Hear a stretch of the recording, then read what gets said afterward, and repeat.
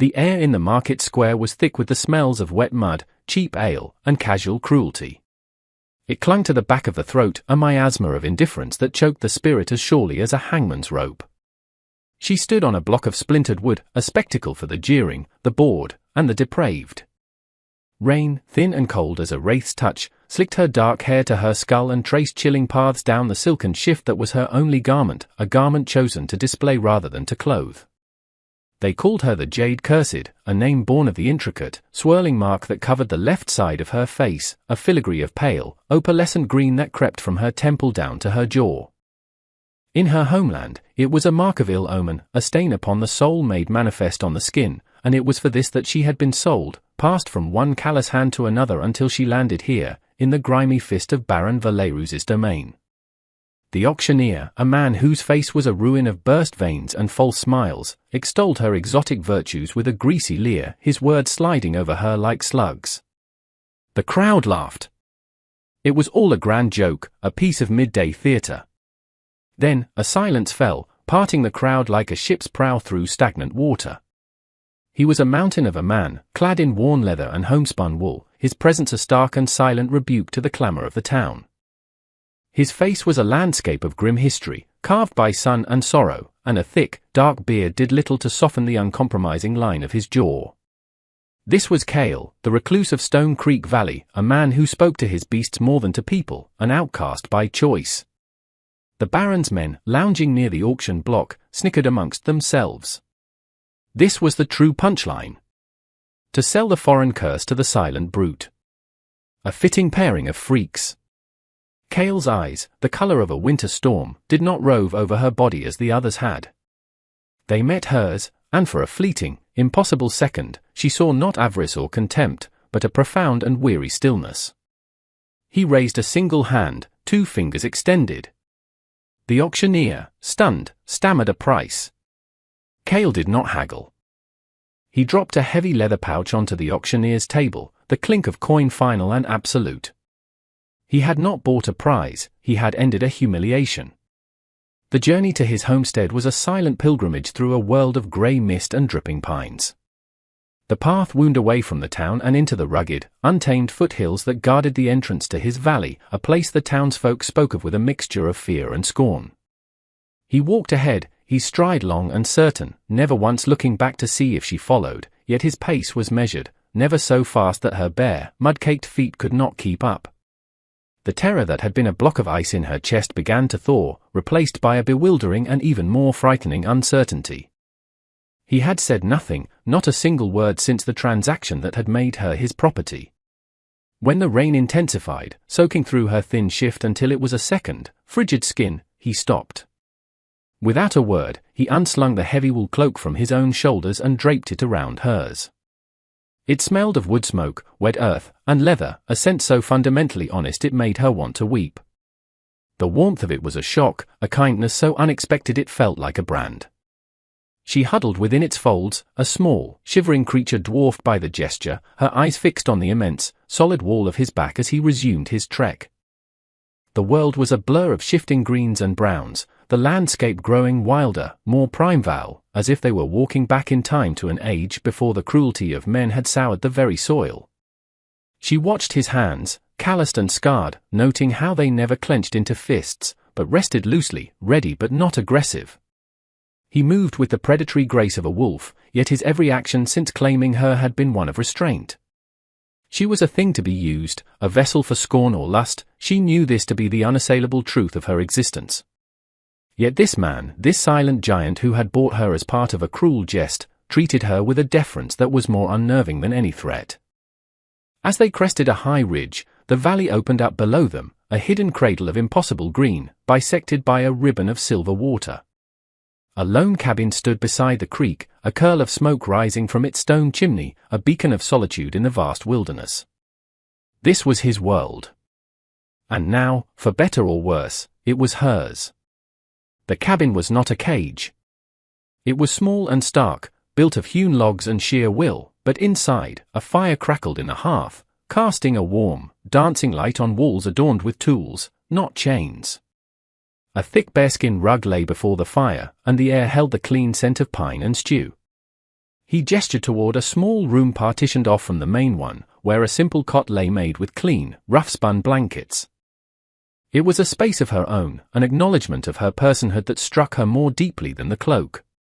He placed a bowl of hot stew and a chunk of dark bread on the main table, then retreated to the far side of the room to mend a piece of tack, his large frame folded into a chair, his movements deliberate and quiet. He did not watch her eat, granting her the dignity of privacy. The silence was a living thing, a vast, uncharted territory between them. It was not the hostile silence of the auction, nor the fearful silence of her journey, but something else entirely, a silence of waiting, of observation. When she finished the meal that had warmed her to her very core, she set the bowl aside and wrapped the wool cloak tighter around herself, her gaze finally lifting to meet his. His stormy eyes were on her now, their expression unreadable but devoid of the malice she had come to expect from all men. For the first time, he spoke, his voice a low rumble, like stones shifting deep underground. "What is your name?" The question was simple, a basic human inquiry, yet it was a key turning a lock that had been rusted shut for years. No one had asked for her name, they had only given her labels: girl, curse, jade skin, property. She swallowed, the sound loud in the quiet room, her own voice a fragile, unused thing. She had to clear her throat before the whisper would emerge, frail as a moth's wing. Elara, the name fell into the silence, and the world seemed to stop. Cale froze. The piece of leather and the awl in his hand stilled completely. His head lifted slowly, and the profound stillness she had seen in the market square returned, but this time it was fractured by something sharp and agonizing. The color drained from his face, leaving the weathered skin pale and taut over the hard bones beneath. His gaze was no longer on her, but through her, looking into a past she could not comprehend. Elara. It was the name of the wind that sang through the pines in high summer. It was the name of the brightest star in the winter sky. And it was the name of his sister, swallowed by the war and the Baron's greed a decade ago, a wound in his soul that had never, ever healed. The days that followed were spun from that same thread of resonant silence, but its texture began to change. The initial quiet, born of her fear and his shock, slowly gave way to a gentle, watchful rhythm. Cale never spoke of his reaction to her name, and she dared not ask. He simply moved through his world with a grave purpose, and she began to find her own place within it. He would rise before the dawn, his movements quiet as he stoked the fire and headed out to tend his small herd of shaggy-haired goats and his singular, stoic horse. Elara, at first, remained in her small room, a ghost in his home, emerging only when he was gone to take the food he left for her. But the enforced idleness chafed at a spirit that, while battered, was not broken. She began to venture out, first only as far as the cabin's porch, then to the neatly tilled garden plot that bordered the creek. She recognized some of the plants from her homeland, hardy herbs for healing and seasoning. Hesitantly, she began to weed, her fingers, long unaccustomed to honest work, finding a strange solace in the rich, dark earth. Cale would return from the pastures and see the small improvements, the rows a little straighter, the encroaching wild vines cleared away, and he would say nothing, but the next morning, a pair of worn but serviceable gardening gloves would be sitting on the porch railing. He communicated in actions, his vocabulary one of quiet provision. One evening, as she sat by the fire, mending a tear in the tunic he had given her, he sat across from her, a block of pale pine in his hands. For hours, his knife moved with an artist's precision, shavings falling like snow onto the floor. When he was done, he held it out to her. It was a small, exquisitely carved bird, its wings half unfurled as if preparing for flight. The detail was so fine she could almost feel the flutter of its wooden feathers. It was an object of pure, unadorned beauty, an offering without expectation. She took it, her fingers tracing the smooth lines, her throat tight with an emotion she could not name. She looked at her reflection in the small, polished metal plate he used for shaving and saw the jade mark on her face. For the first time, she did not see a curse. In the firelight, the pale green swirl seemed less like a stain and more like the intricate patterns on a river stone or the delicate veining of a leaf. The fragile peace of their valley was shattered by the arrival of iron-shod horses and the grating laughter of cruel men. Two of Baron Valerus's tax collectors, their leather jerkins emblazoned with his crest of a snarling wolf, rode into the clearing as if they owned it. They were the casual tendrils of the Baron's power, sent to probe the margins of his domain and squeeze them for whatever they were worth. They dismounted with an arrogant swagger, their eyes cataloguing Cale's small homestead with undisguised contempt. Well, the leader, a man with a scarred lip, sneered. The beast of Stone Creek. The Baron sends his regards. And his bill he held out a scroll, the wax seal a bloody smear of red. Cale emerged from the barn, wiping his hands on a cloth, his face an impassive mask, but a dangerous stillness had settled over his massive frame. It was the stillness of a mountain before an avalanche.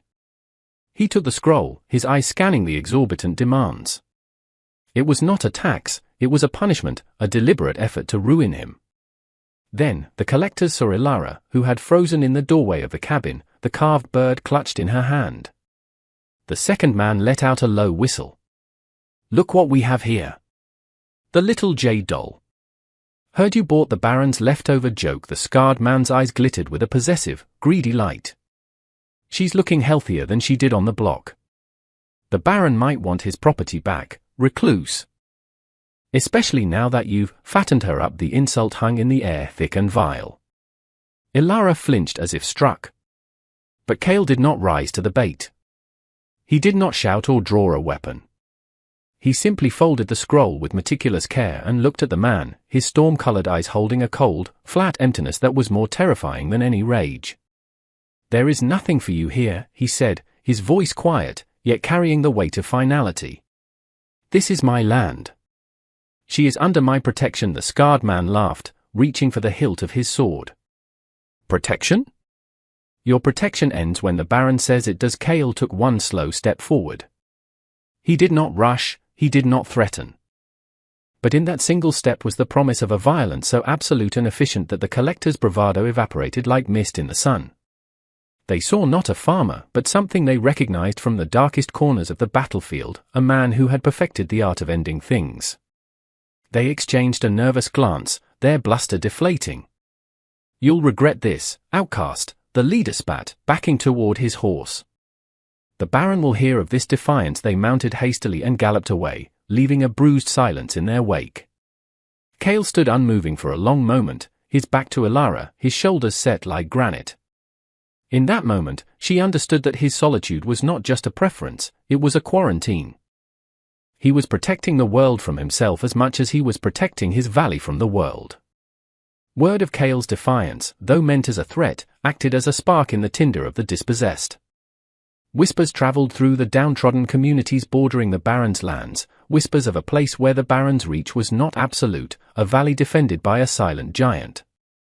The first to arrive was a family of 3, a farmer named Jorund, his wife Anya, and their young son, Finn.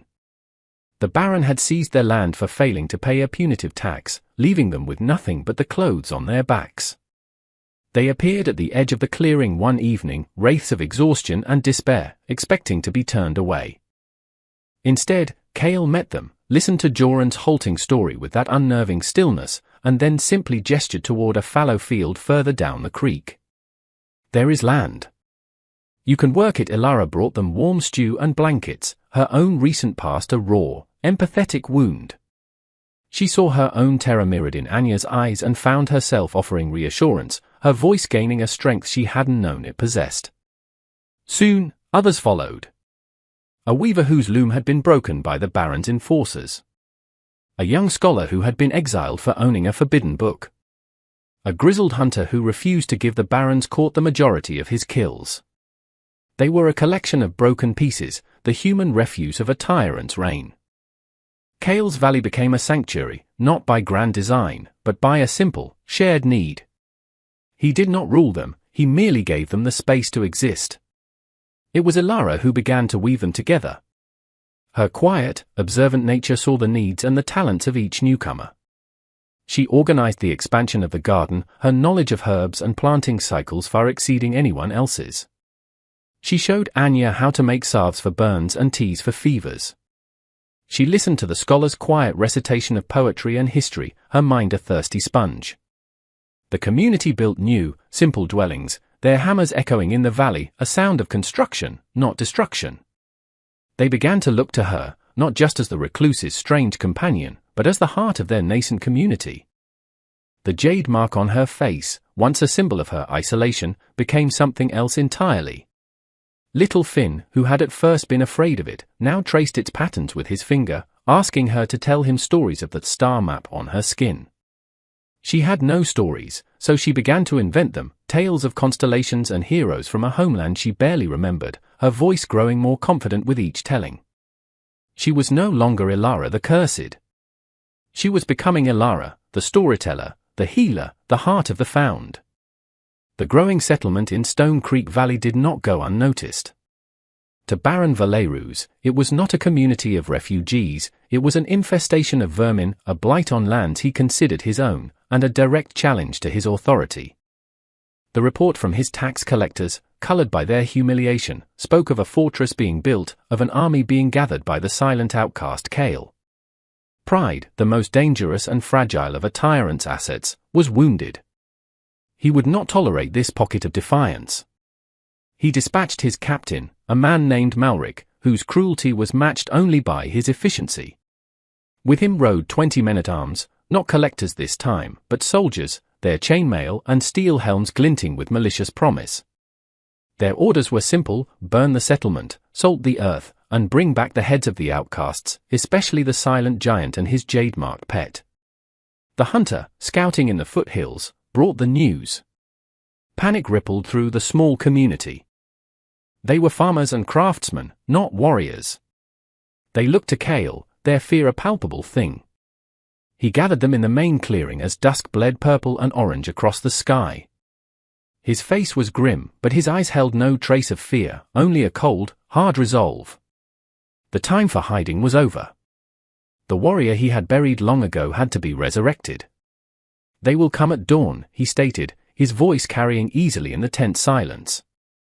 "They will show no mercy. We can flee into the mountains and be hunted down, or we can make our stand here. In our home." The desperate murmur went through the crowd. Jorund, the farmer, stepped forward, his face pale. "But how can we fight them? We have nothing but farm tools." Kale's gaze swept over them. "You have more than you know. You have the land. You have each other. And you will have me." That night, the valley transformed into a frantic hive of preparation. Under Kale's curt, precise instructions, they began to turn the valley into a death trap. Pits were dug and hidden with brush. Ropes were strung between trees to trip horses. The creek was partially dammed upstream to create a surge of water that could be released at a key moment. Kale moved among them, a master of a brutal, forgotten craft. He showed Jorund how to brace a sharpened hoe like a spear, the weaver how to fletch crude but effective arrows, the scholar where to place caltrops. He was no longer just a protector, he was a commander, his every word and gesture honed by a past he never spoke of. Ilara, watching him, saw the terrible cost of his knowledge etched on his face. But she did not cower. Her own role became clear. She took the women and children, not to hide them, but to organize them. Drawing on her knowledge of plants, she directed them to gather pollen from a specific mountain flower, a potent irritant that, when thrown into a fire, would create a thick, blinding smoke. She prepared bandages and poultices, turning her small herb garden into a triage station. She was the logistician, the healer, the calm center of their desperate storm, her transformation from victim to leader now complete. The attack came with the first grey light of dawn, a wave of dark metal and grim intent crashing against the valley's edge. Malric, confident in his numbers and superior arms, led the charge directly down the main path. The valley's defenses, crude as they were, worked with surprising efficiency. The first riders screamed as their horses stumbled into hidden pits. Ropes pulled taut, unseating soldiers who were quickly set upon by farmers wielding tools with desperate fury. Kale was a force of nature, a whirlwind of controlled destruction. He fought not with the wild rage of a berserker, but with the cold, economic lethality of a master swordsman. His long sword, once used only to clear brush, became an extension of his will, each parry, thrust, and slash a final, deadly sentence. He moved through the chaos, shoring up their makeshift line, his presence a bulwark against the tide of steel. But the Baron's men were professionals. They regrouped, their discipline overriding their initial shock, and began to press forward, their greater numbers and skill starting to tell. Jorund fell, a sword wound in his side, and the line began to buckle. It was then that Elara acted. From her position on the high ground near the cabin, she gave a sharp cry. On her signal, Anya and the other women hurled the sacks of pollen onto the bonfires they had prepared. A thick, acrid yellow smoke billowed down the slope, enveloping the attackers. They choked and coughed, their eyes streaming, their organized advance dissolving into a confused melee. Into this chaos, Chaol led a renewed charge. The dispossessed, heartened by the sudden advantage, fought with the strength of those defending their entire world. The tide of the battle turned. Malric, enraged, cut his way through the smoke, his eyes fixed on Chaol, recognizing the source of this impossible resistance. He bellowed a challenge, and the two men met in the center of the clearing, the battle swirling around them. It was a clash of brute force against disciplined skill. Malric was strong and relentless, but Chaol was patient, his defense impenetrable, waiting for the one mistake that would end it. As they fought, Elara moved from the ridge, not to hide, but to command. Her voice, clear and steady, rang out across the clearing, directing the defenders, pointing out flanking maneuvers, her tactical mind, sharpened by the scholar's books and her own innate intelligence, seeing the whole battlefield. She was no longer a jade-cursed girl. She was a queen defending her people. The duel was brutal. Malric's broadsword crashed against Chaol's long sword, sparks flying in the smoky air. The captain fought with the arrogance of a man who had never known true defeat, while Chaol fought with the grim determination of a man who had nothing left to lose but this last, precious sanctuary. Around them, the battle raged, but this single combat was its heart. The Baron's men, seeing their captain locked in a struggle, hesitated, their momentum broken. The settlers, seeing Chaol as an avatar of their defiance, pushed forward with renewed vigor.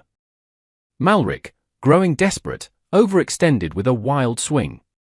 It was the opening Chaol had been waiting for. He deflected the blow, stepped inside the captain's guard, and with a movement too fast to follow, disarmed him. The broadsword clattered to the ground. Malric stood panting, defenseless, his face a mask of disbelief. Chaol's sword point rested lightly on the man's throat. The fighting around them stuttered to a halt. All eyes were on the two figures in the clearing. This was the moment of decision. But Chaol did not deliver the final blow. He held his position, his breathing steady, his eyes cold as ice. At that moment, Elara walked out of the smoke, her head held high, the jade mark on her face seeming to catch the morning light. She stopped beside Chaol, her presence a profound statement. She was not his property to be fought over, she was his equal, standing with him at the moment of victory. She looked directly at Malric, and then her gaze swept over the remaining soldiers. Her voice, when she spoke, was not loud, but it carried an authority that cut through the tension. "Look at us," she said, her voice clear and without a tremor. "We are the farmers whose lands you seized. The craftsmen whose tools you broke. The families you cast out. We are what your Baron tried to throw away. But we are not refuse. We are people. And this is our home." She pointed a slender finger at the captain. "He fights for a tyrant's greed. We fight for the right to exist. Go back to your master. Tell him his power ends at the edge of this valley. Tell him the people he discarded have found their strength." Her words, simple and earnest, struck a chord with the soldiers. They were common men, conscripts who served the Baron out of fear, not loyalty.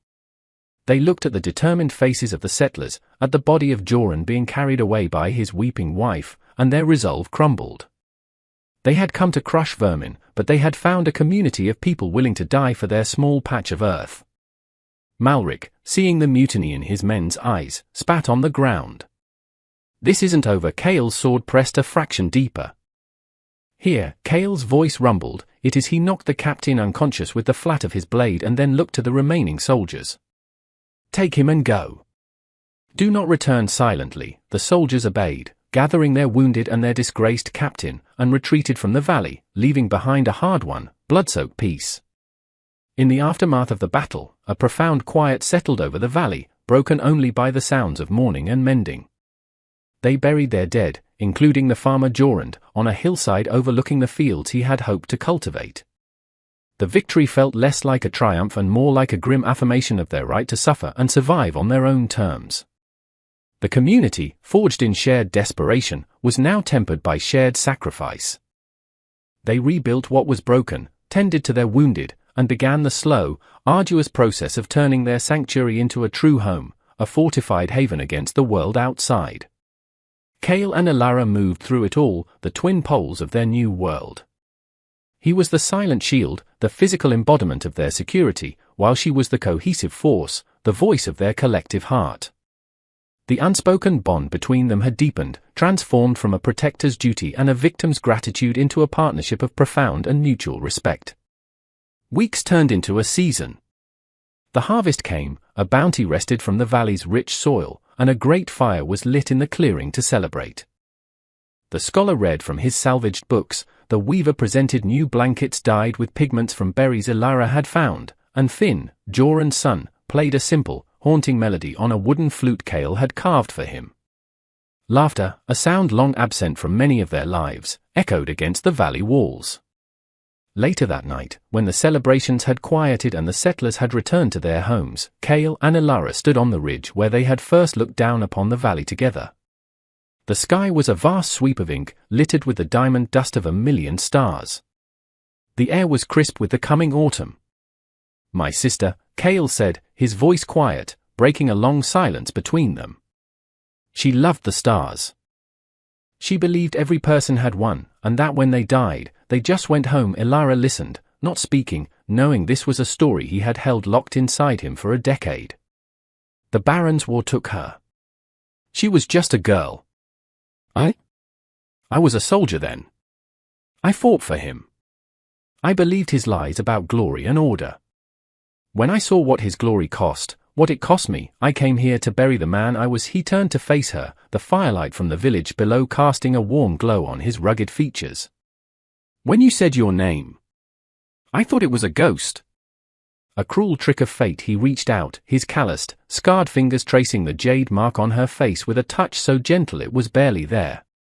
"But you are not a ghost. And this is not a curse." She leaned into his touch, her eyes closing. The mark no longer felt like a brand of otherness, but a place where she had been seen, truly seen, for the first time.